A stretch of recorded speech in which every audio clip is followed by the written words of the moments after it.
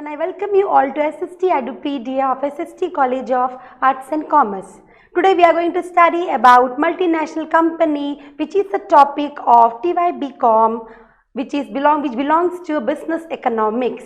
In this, we will see what is multinational company and what are the main demerits of the multinational company.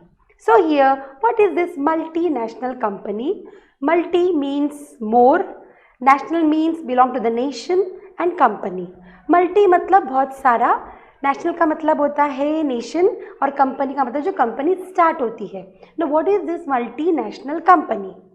Multinational company is that business organization which is having their head office in one country, but they are operating their business in some other countries. They are having their branches in some other countries. Multinational company मतलब वो company होती है जिसका head office एक company में, एक country में रहती है और वो लोग अपना बिजनेस दूसरे कंट्रीज में करते हैं. बहुत सारे एग्जाम्पल्स ऐसे हैं मल्टीनेशनल कंपनी के, जैसे कि for example Nokia, Infosys, 7up, YouTube, McDonald, all these are the examples of multinational companies. So what is this multinational company? It is a company which is having their main root or head office in one country, but they are doing their business in the host country. So multinational company is the company which is having their main root in one country, but they are operating in many countries. वो company जिसका कि main जड़ एक country में रहती है, लेकिन वो लोगों के ब्रांचेस जो होते हैं वो दूसरे कंट्री में फैले हुए रहते हैं.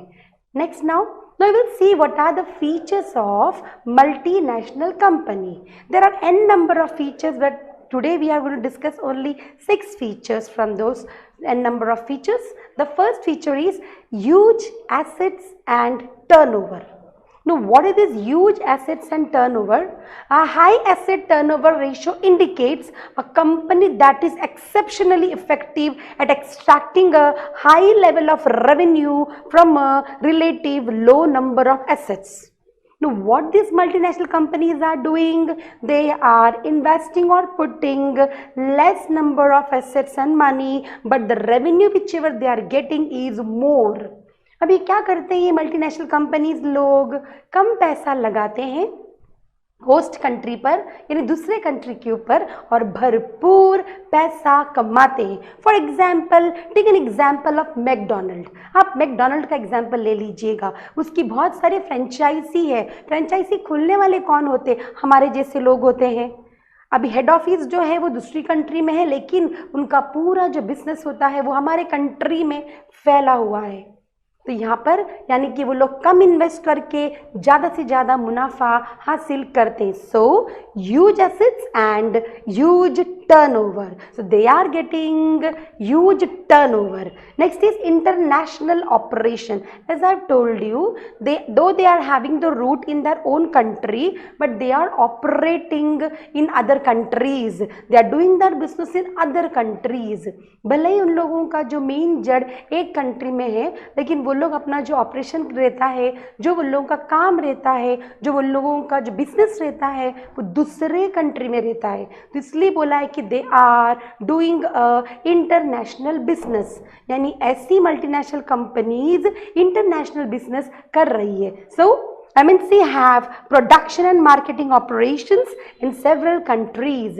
MNC के पास प्रोडक्शन भी और मार्केटिंग भी, दोनों भी अलग अलग कंट्रीज में की जाती है. Now here they are having a network and branches. उनके पास बहुत सारे नेटवर्क्स है, बहुत सारी शाखाएं हैं, बहुत सारा ब्रांचेस है. Now they are connected with the host countries and they are selling their product through their network, through the different branches in the host country. इसीलिए मल्टीनेशनल कंपनी अपना सामान कंट्री के दूसरे कंट्री के अलग अलग जगह में बेचने के लिए कामयाब है. You will see McDonald not only in Mumbai, not only in Punjab, but you will see McDonald throughout our country. Throughout our country means हमारे कंट्री के हर एक कॉर्नर में आप लोगों को मैकडोनल्ड्स देखने को मिलेगा. So what is that? It is a multinational company. Next is centralized control. Centralized means to have a company in one and they will be operating through the branches of their in the other country or with the host country. Here MNC are centralized by unity of control. The main control, they keep the main control in their hands in their home country. अपने खुद के country में रहकर वो लोग है ना पूरा कंट्रोल रखते हैं. So here MNCs are characterized by unity of control. MNCs control business activities of their branches in foreign countries through head office located in the home country. So their head office is located in their home country. खुद के country में ही उनका head office रहता है, but उनकी branches वगैरह जो रहती है वो दूसरे कंट्रीज में फैली हुई रहती है. तो अपने कंट्री में रहकर वो लोग दूसरे कंट्री के अपने ही ब्रांचेस को वो लोग कंट्रोल करते हैं. सो सेंट्रलाइज्ड कंट्रोल. डिसेंट्रलाइजेशन नहीं है. अलग अलग कंट्री में अलग अलग लोगों को नहीं रखा है उन्होंने, अलग अलग हेड ऑफिस नहीं रखा है, जबकि उन्होंने अपने कंट्री में हेड ऑफिस रखा है, मेन रूट रखा है, और वो लोगों का पूरा ब्रांचेस जो है वो अलग अलग कंट्रीज में फैली हुई है. सेंट्रलाइज्ड कंट्रोल है. वो लोग अपने कंट्री से सारे कंट्रीज के अपने ब्रांचेस को कंट्रोल करते हैं. So it is a centralised control. That means the office is located in the home country but they are operating in different countries sitting in their home country itself. Next comes mighty economic power. Mighty मतलब जबरदस्त. Economic का मतलब होता है असरदार, आर्थिक रूप में, मनी इसमें, power. Now MNCs are powerful economic entities. They keep on adding to their economic power. The rough constant mergers and acquisition of companies in host countries. What they are doing, they are making their economic more and more powerful. वो लोग अपनी आर्थिकता को ज़्यादा से ज़्यादा powerful बनाते जा रहे हैं. कैसे पावरफुल बना रहे हैं? पैसे को ऐड करके. वो लोग या तो किसी जो होस्ट कंट्री होता है उस कंट्री के कंपनी के साथ में मर्ज हो जाते हैं, या तो उस कंट्री का जो भी वीक कंपनीज रहेगा उस वीक कंपनीज को ले लेते हैं अपने पास में और चलाते हैं. इस तरीके से वो लोग अपने इकोनॉमी को बढ़ाते जा रहे हैं, एकदम से फैलाते जा रहे हैं. Next comes advanced and sophisticated technology. Advance एकदम से ही एडवांस होना. Sophisticated का मतलब होता है नया नया टेक्नोलॉजीज लेके आना. So here generally a MNC has advanced and sophisticated technology as its command or at its command. It employs capital intensive technology in manufacturing and marketing. वो लोग न्यू टेक्नोलॉजी इस्तेमाल करते रहते हैं और वो नया टेक्नोलॉजी इतना फास्ट रहता है कि सारी चीज़ें जो बनाते हैं वो एकदम शॉर्ट स्पैन ऑफ टाइम में तैयार हो जाता है. हमने आग बंद की और खोली, इतने में उनका सामान तैयार हो जाता है, क्योंकि उनकी टेक्नोलॉजी एकदम एडवांस होती है, एकदम फास्ट फॉरवर्ड होती है और बहुत ही इफेक्टिव होती है. सो मल्टीनेशनल कंपनी का स्पेशलिटी यही है कि they are using advanced and sophisticated technology. Next comes professional management. You can't expect a successful business without an expert manager और एक्सपर्ट मैनेजमेंट. आप कोई भी बिजनेस को एक्सपेक्ट नहीं कर सकते हो कि वो कामयाब होगा अगर कोई भी एक्सपर्ट माहिर मैनेजमेंट ना हो. तो यहाँ पर मल्टीनेशनल कंपनी के जितने भी मैनेजमेंट रहते हैं वो एक्सपर्ट होते हैं. They are appointing experts only so has to increase their business. अपने बिजनेस को बढ़ाने के लिए वो लोग एक्सपर्ट लोगों को ही चुनते हैं. So here multinational companies employs professionally trained managers. Whomsoever is the manager of this multinational company are expert. They are a trained manager. So this trained manager has a capability to handle the huge funds. ये trend manager के पास इतनी capacity है कि वो लोग बड़े बड़े funds को वो लोग अच्छे से हैंडल कर सकते हैं, एडवांस टेक्नोलॉजी को हैंडल कर सकते हैं, they can do the international business very nicely. So here professional management. So these was the features of our multinational companies. So हमको मालूम है कि अगर गुड पार्ट है तो बैड पार्ट भी है. Every coin is having two sides. If there is a good part, there is bad part also. The first demerit now, जो खराबी है, भले ही हम लोग सब लोग मल्टीनेशनल कंपनीज के बीच में अभी मेजॉरिटी रह रहे हैं, तो भी उसके भी ड्रॉबैक्स है. The first drawback or the demerits are danger for domestic industries. Now, as I told you, this multinational companies have came from another country. That means they are the visitors in our country. लेकिन फिर भी visitor होने के बावजूद वो लोग हमारे country के मेंबर बन चुके हैं.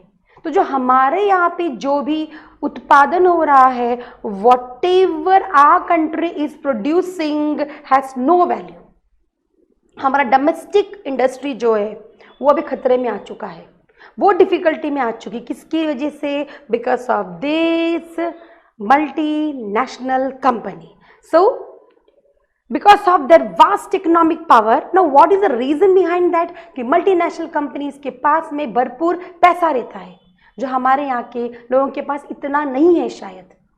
तो इस वजह से मल्टीनेशनल कंपनी यहाँ पर आती है, वो लोग छोटे मोटे कंपनीज को अपने अंदर ले लेती है, या फिर अपना पावर से वो लोग अपने बिजनेस को एक्सपैंड कर देते हैं, जिसकी वजह से हमारा जो डोमेस्टिक इंडस्ट्री है वो खतरे में आ चुका है. तो many domestic industries have wound up because of these multinational companies. बहुत सारे डोमेस्टिक इंडस्ट्रीज जो है वो ख़त्म हो चुका है, बंद हो चुका है मल्टीनेशनल इंडस्ट्रीज के वजह से. So multinational industry is a threat to our domestic industry. Next comes repatriation or repatriation. Sorry, it's a repatriation of profit. What is repatriation? Repatriation means they are taking the profits to their own country. Then what about our country? वो लोग सारे के सारे मुनाफा जो है वो अपने कंट्री में लेके जा रहे हैं, अपने जो उनका जो होम कंट्री वो लोग वहाँ लेके जा रहे हैं. Whatever huge profit the multinational companies are earning, what they are doing, majority of the portion of those profit are being repatriated or being shifted to their own home country. बहुत सारा part जो होता है मुनाफे का वो अपनी country में लेकर जा रहे हैं, जिसकी वजह से हमारे यहाँ पे फॉरेन एक्सचेंज का प्रॉब्लम हो रहा है. Next comes disregard of the national interest of the host country. Disregard मतलब रिगार्ड नहीं करना, रेस्पेक्ट नहीं देना. किसका? होस्ट कंट्री का. कैसे? MNCs invest in most profitable sector and disregard the national goals and priorities of the host country. MNC will see that thing only. They will invest in those state only or those areas only where they will find profit. MNC उसी जगह पे invest करते हैं जहाँ पर उनको मुनाफा दिखता है. Then what about those underdeveloped area or those backward area? तो हमारे कंट्री के वो जो पिछड़े वर्ग का जो एरिया है उनके बारे में क्या, उनका क्या होगा? The MNCs are not at all caring about those area because they are only behind earning profit. उनको सिर्फ मुनाफा चाहिए. तो मुनाफा हासिल करने के लिए वो लोग मोस्टली थोड़ा डेवलप्ड अर्बन एरियाज को ही ढूंढते हैं, और जो बैकवर्ड एरिया है वो बैकवर्ड ही रह जाता है. That means they are giving disrespect to the backward area. If they will go and do that business in the backward area, then there is possibility that the backward area will also come in forefront and they can also become a developed one. But what to do? They are disregarding the backward area. Next is misuse of mighty status. MNCs are powerful economic entities. They can afford to bear losses for a longer period of time which can't be borne by the small industries. MNC में इतनी ताकत है कि वो लोग लंबे समय तक नुकसान को बेयर कर सकते हैं, सहन कर सकते हैं, लेकिन जो छोटे मोटे इंडस्ट्रीज है वो बेचारे नुकसान को बेयर ही नहीं कर सकते हैं. Ultimately the MNCs are not going for any of the competition because they know that they will win the race. Multinational company को अच्छे से मालूम है कि वो लोग है ना जो रेस है वो जीतेंगे ही, क्योंकि जो स्मॉल इंडस्ट्रीज है उनको अगर ज़्यादा नुकसान हो जाएगा तो वो लोग अपना ग्राउंड को छोड़कर चले जाएंगे. So multinational companies may be using unfair strategy to wipe off these local companies. Multinational company शायद गलत स्ट्रैटेजी भी इस्तेमाल कर सकते हैं लोकल कंपनीज को वाइप ऑफ करने के लिए. So misuse of mighty status. Next comes exploitation of natural resources. Exploitation of natural resources का मतलब होता है कि हमारा जो नेचर का जो रिसोर्सेस है उससे एक्सप्लॉइट करना. MNCs tend to use the natural resource of the host country carelessly. They cause rapid depletion of some of the non-renewable resources. वो resources, वो non-renewable resources जो कभी हमको मिलने वाला नहीं है, वो उसका misuse करते हैं और वो धीरे धीरे धीरे धीरे कर कर हमारे यहाँ पे खत्म होते जा रहा है. So here MNC cause a permanent damage to the economic development. MNC permanent damage create कर रहा है economy के लिए, and this damage is very very very dangerous for the country. So here this was the disadvantages or demerits of multinational company. Though there are demerits, then too we are using the product of multinational companies. Hope so that our country will also be progressing in this kind of things. There is no doubt that our country has also established many MNC companies in other country. Hope so that it will be increasing in the near future and we will be having our own companies in a more quantity as compared to the multinational company. With these wordings, I am signing off from this session and we will meet soon in the next session with another interesting course or lesson. Thank you all of you. Thank you very much.